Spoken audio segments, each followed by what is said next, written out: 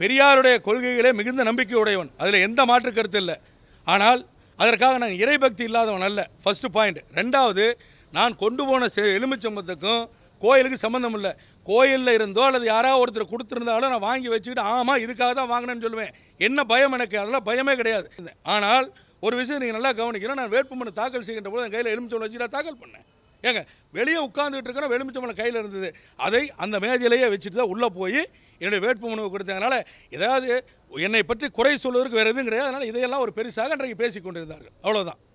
பெரியார் விமர்சித்து அப்படிங்கிறத விட இதை நாங்கள் ஒரு மோசமான அருவருக்கத்தக்க ஒரு அரசியல்வாதியாகத்தான் அவரை பார்க்கின்றேன். ஏனென்று சொன்னால் பொதுவாகவே சொல்லுவாங்க, எவ்வளவோ மோசமானவர் இருந்தால் கூட இறந்ததற்கு பிறகு ஒருவரை பேசுவதற்கு நாக்கு கூச வேண்டும். எல்லாவற்றுக்கும் காரணமாக இருந்தவர் தந்தை பெரியார் அவர்கள். ஆனால் அப்படிப்பட்ட தந்தை பெரியார் அவர்களை நேற்றைக்கு வரைக்கும் பாராட்டிவிட்டு இன்றைக்கு அரசியல் ஆதாயத்திற்கு நாக்பூரில் இருக்கின்ற ஆர்எஸ்எஸ் பாசிச நாசிஸ்ட் கும்பல் போட்டு கொடுத்த வகுத்து கொடுத்த திட்டங்களை செயல்படுத்துவதற்கு ஈரோட்டிலே பெரியார் பிறந்த இடத்திலே அவரை கேவலமாக கடுமையாக விமர்சனம் செய்கிறார் என்று சொன்னால் இவர் மனித பிறவியாக இருக்க முடியாது. மிகவும் கேவலமாக ஒரு மனிதனாகத்தான் இவரை பார்க்கின்றேன். எதிரிகள் அனைவரும் ஒன்று சேர்ந்து வந்தாலும் சரி, தனித்தனியாக வந்தாலும் சரி, களம் காண்பதற்கு திராவிட முன்னேற்றக் கழகம் எப்பொழுதும் தயாராக இருக்கிறது. அது உங்களுடைய கேள்விக்கான ஒரு கருத்து. இன்னொன்று, 2026 பொறுத்த வரையிலும் நிச்சயமாக அந்தந்த சூழலுக்கேற்ப பிரச்சார வியூகங்கள் இருக்கும். ஈரோடு கிழக்கு சட்டமன்ற தொகுதியில் திராவிட முன்னேற்றக் கழகத்தினுடைய உதயசூரியன் சின்னத்தில் போட்டியிட்டு 1,15,000 வாக்குகளுக்கு மேலே பெற்று 91,000 வாக்குகளுக்கு மேலே வித்தியாசத்திலே மிகப்பெரிய வெற்றியை, ஒரு வரலாற்று சிறப்புமிக்க வெற்றியை ஈரோடு கிழக்கு தொகுதி மக்கள் எனக்கு அளித்திருக்கிறார்கள். இந்த வெற்றிக்கு முதற் காரணமாக இருப்பவர் எங்களுடைய கழகத்தினுடைய தலைவர், தமிழ்நாட்டினுடைய முதலமைச்சர் அண்ணன் தளபதி அவர்களும், எங்கள் இயக்கத்தினுடைய இளந்தலைவர் தமிழ்நாட்டினுடைய துணை முதலமைச்சர் அண்ணன் உதயநிதி அவர்களும் என்பதையே என்னால் இங்கே உறுதியாக கூற முடியும். ஏனென்று சொன்னால் நடைபெற்று கொண்டிருக்கின்ற திராவிட மாடல் அரசின் பல்வேறு மக்கள் நல திட்டங்கள் இன்றைக்கு வெகுஜன மக்களிடையே நேரடியாக சென்றடைந்திருக்கிறது.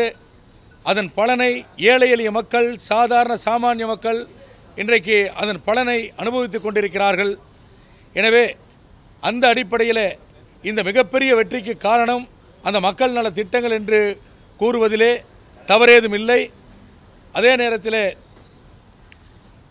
மக்கள் இந்த 2026 இந்த இடைத்தேர்தலுக்காக மட்டும் இப்படிப்பட்ட வெற்றியை கொடுக்கவில்லை என்று நாங்கள் கருதுகின்றோம். 2026 எதிர்வரும் தமிழ்நாடு சட்டமன்ற பொதுத் தேர்தலுடைய வெற்றியாகவே இதை நாங்கள் கருதுகின்றோம். ஏனென்று சொன்னால் இன்றைக்கு எந்த அளவில் எந்த அடிப்படையிலே மக்கள் எங்களை ஆதரித்திருக்கிறார்களோ அதே அளவிலே அதே அடிப்படையிலே 234 தொகுதியினுடைய மக்களுடைய மனநிலையும் இருக்கும் என்பதிலே நாங்கள் மிகுந்த நம்பிக்கை கொண்டிருக்கின்றோம். எனவே இந்த வெற்றி மிகப்பெரிய வெற்றி. இந்த வெற்றியை எங்களுடைய தலைவர் அண்ணன் தளபதி அவர்களுக்கு சமர்ப்பிக்கின்றேன்.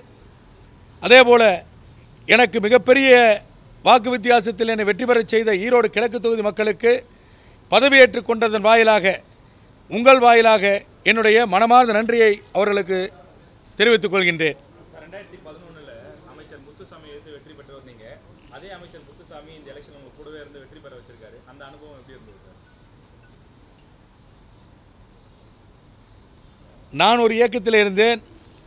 அண்ணன் முத்துசாமி அண்ணன் அவர்கள் திராவிட முன்னேற்றக் கழகத்திலே இருந்தார். ஈரோடு கிழக்கு தொகுதியில் நாங்கள் இருவரும் எதிரெதிராக போட்டியிட்டோம். ஆனால் அப்பொழுது கூட நான் வெற்றி பெற்ற பொழுது ஒரு மிகப்பெரிய அரசியல்வாதி, நல்ல அனுபவம் மிக்கவர், ஈரோட்டை நிர்மாணித்தவர், ஈரோட்டினுடைய நவீன சிற்பி என்று சொல்வார்கள்.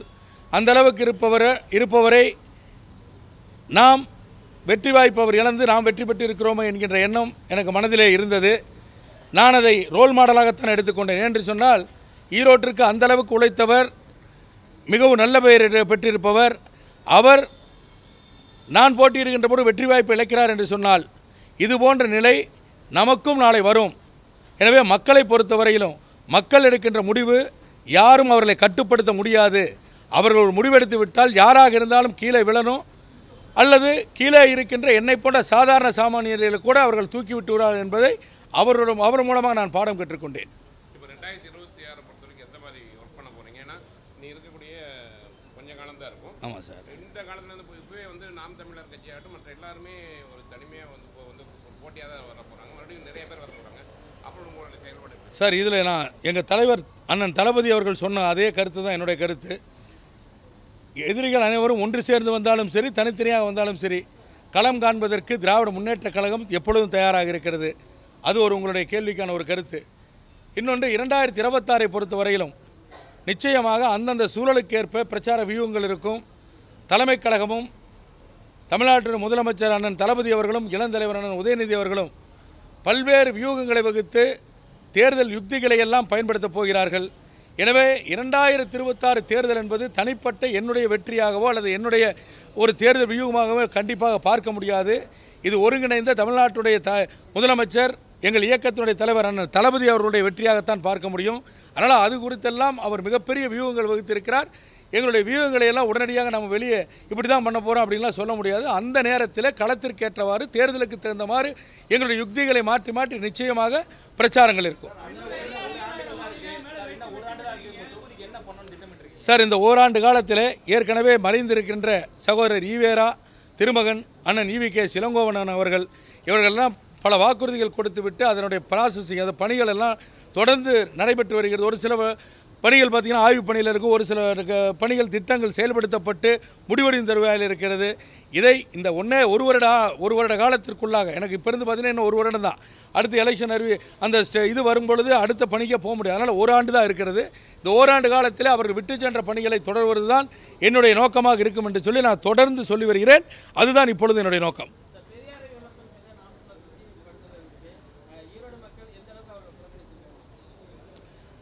சார், பெரியாரை விமர்சித்து அப்படிங்கிறத விட இதை நாங்கள் ஒரு மோசமான அருவருக்கத்தக்க ஒரு அரசியல்வாதியாகத்தான் அவரை பார்க்கின்றேன். ஏனென்று சொன்னால், பொதுவாகவே சொல்லுவாங்க, எவ்வளவோ மோசமானவர் இருந்தால் கூட இறந்ததற்கு பிறகு ஒருவரை பேசுவதற்கு கூச வேண்டும். யாராக இருந்தாலும் சரி, ஒரு மனிதனாக பிறந்தவன், ஒரு மனிதன் இறந்து விட்டான் என்று சொன்னால் அவனுடைய குறைகளை எல்லாம் மறந்து விட்டான். 1000 குறை இருக்கலாம் ஒரு மனுஷனுக்கு. ஆனால் அதையெல்லாம் விட்டுட்டு அவர் செய்திருக்கின்ற நிறைகளை மட்டுமே பார்ப்பார்கள். கண்டிப்பாக அதுக்காக அவங்கள பற்றி அதை தான் நினைவு கூறுவாங்களே ஒழிய, இப்படிப்பட்ட கேவலமான மோசமான, அதாவது பெரியார் அவர்கள் ஏதேனும் ஒரு தவறு செய்திருக்கார் என்று சொன்னால் அந்த தவறை சுட்டி காட்டலாம். ஆனால் தமிழ்நாட்டினுடைய வளர்ச்சிக்கும் ஒட்டுமொத்தமாக பெண் சமுதாயத்தினுடைய வளர்ச்சி, கல்வி, வேலைவாய்ப்பு, சம உரிமை, சம வாய்ப்பு எல்லாவற்றுக்கும் காரணமாக இருந்தவர் தந்தை பெரியார் அவர்கள். ஆனால் அப்படிப்பட்ட தந்தை பெரியார் அவர்களை நேற்றைக்கு வரைக்கும் பாராட்டிவிட்டு இன்றைக்கு அரசியல் ஆதாயத்திற்கு நாக்பூரில் இருக்கின்ற RSS பாசிச நாசிஸ்ட் கும்பல் வகுத்து கொடுத்த திட்டங்களை செயல்படுத்துவதற்கு ஈரோட்டிலே பெரியார் பிறந்த இடத்திலே அவரை கேவலமாக கடுமையாக விமர்சனம் செய்கிறார் என்று சொன்னால் இவர் மனித பிறவியாக இருக்க முடியாது. மிகவும் கேவலமாக ஒரு மனிதனாகத்தான் இவரை பார்க்கின்றேன். இந்த விண்ணப்பம் செய்ய போனப்ப கையில் எலுமிச்சம்பழம் வச்சிருந்தீங்க. அது சோஷியல் மீடியாவில் நிறைய ட்ரெண்ட் ஆகுது. பெரியார் மண்ணில் இவர் நம்பிக்கையோட எலுமிச்சம்பழம் கொண்டு போறாரு. அது எதுக்காக சார், ஒரே ஒரு விஷயத்தை தெளிவுபடுத்திடுறேன். பெரியாருடைய கொள்கைகளே மிகுந்த நம்பிக்கையுடையவன், அதில் எந்த மாற்று கருத்து இல்லை. ஆனால் அதற்காக நான் இறைபக்தி இல்லாதவன் அல்ல, ஃபர்ஸ்ட் பாயிண்ட். ரெண்டாவது, நான் கொண்டு போன எலுமிச்சம்பழத்துக்கும் கோயிலுக்கு சம்மந்தம் இல்லை. கோயிலில் இருந்தோ அல்லது யாராவது ஒருத்தர் கொடுத்துருந்தாலும் நான் வாங்கி வச்சுக்கிட்டு ஆமாம் இதுக்காக தான் வாங்கினேன்னு சொல்லுவேன். என்ன பயம் எனக்கு? அதெல்லாம் பயமே கிடையாது. அதே போல் எங்களுடைய தலைவராக இருக்கட்டும், அண்ணன் தளபதியாக இருக்கட்டும், அண்ணன் உதயநிதியாக அண்ணன் இளந்தலை உதயநிதியாக இருக்கட்டும், யார் அதை பற்றியெல்லாம் எங்கள் இடத்துல ஒருபோதும் கேள்வி கேட்பதில்லை. அதை பற்றி அவர்கள் இதையெல்லாம் ஒரு பொருட்டாகவே அவங்க எடுத்துக்கிறது இல்லை. ஆனால் அன்றைக்கு நான் மீண்டும் சொல்கிறேன், உங்களை போன்ற நண்பர்கள், உங்களெல்லாம் 10 வருடத்திற்கு பிறகு இந்த இடத்துல மீண்டும் சந்திக்கிறேன். உங்களை போன்ற நண்பர்கள் நான் வேட்புமனு தாக்கல் செய்கின்ற பொழுது உங்களை போன ஒரு நண்பர் கொண்டு வெற்றி கனி இந்தாங்கன்னு சொல்லி கையில் எலுமிச்சம்பழத்தை கொடுத்தார். அதை வாங்கிட்டு என் கூட வந்தவங்க பார்த்தீங்கன்னா யாருன்னா எங்களுடைய இயக்கத்தில் முக்கியமானவர்கள், அண்ணன் இளங்கோ அவர்களுடைய மகன் அவர் சஞ்சய் சம்பத்து, இப்படி எல்லாமே என் கூட 4 பேர் தான் வந்தாங்க. அந்த 4 பேருமே கட்சியில் எனக்கு மேலே சீனியரு, என் கூட ரொம்ப எனக்கெல்லாம் அண்ணனாக இருக்கிறவங்க இந்த எலுமிச்சம்பழத்தை வாங்கி நீங்கள் கையில் பிடிங்க அவங்ககிட்ட கொடுக்க முடியும். இப்போ எனக்கு உதவியாளர் இருக்கார், நான் அவங்க கையில் கொடுத்துட்டு வந்துடுவேன். அந்த எலுமிச்சம்பழத்தை கையில் வச்சுருந்தேன். வெளியே வந்து என்னுடைய வேட்பு மனுக்களை செக் பண்ணுறதுக்காக போட்டிருந்தாங்க. ரெண்டு டீம் போட்டிருந்தாங்க. எந்த வேட்பாளர், எனக்கு மட்டும் இல்லை, எந்த வேட்பாளர் வந்தாலும் அதை செக் பண்ணிவிட்டு உங்களுடைய மனுக்கள் எல்லாம் சரியாக இருக்குது சார், இந்த இதெல்லாம் குறைவாக இருக்குது அல்லது இந்த பேப்பர்ஸ் இல்லைன்னு சொல்கிறதுக்காக வச்சுருந்தாங்க. அந்த இடத்துல கொண்டு கொடுத்து அவர்கள் பார்க்கின்ற பொழுது அதை கையில் வச்சுருந்தேன். ஆனால் ஒரு விஷயம் நீங்கள் நல்லா கவனிக்கணும், நான் வேட்புமனு தாக்கல் செய்கின்ற பொழுது என் கையில் எலுமிச்சம்பழம் வச்சு நான் தாக்கல் பண்ணேன். ஏங்க வெளியே உட்காந்துட்டு இருக்கிற எலுமிச்சம்பழம் கையில் இருந்தது, அதை அந்த மேஜையிலேயே வச்சுட்டு தான் உள்ளே போய் என்னுடைய வேட்புமனுவை கொடுத்ததுனால ஏதாவது என்னை பற்றி குறை சொல்வதற்கு வேறு எதுவும் கிடையாது. அதனால் இதையெல்லாம் ஒரு பெருசாக அன்றைக்கு பேசி கொண்டிருந்தார்கள். அவ்வளோதான்.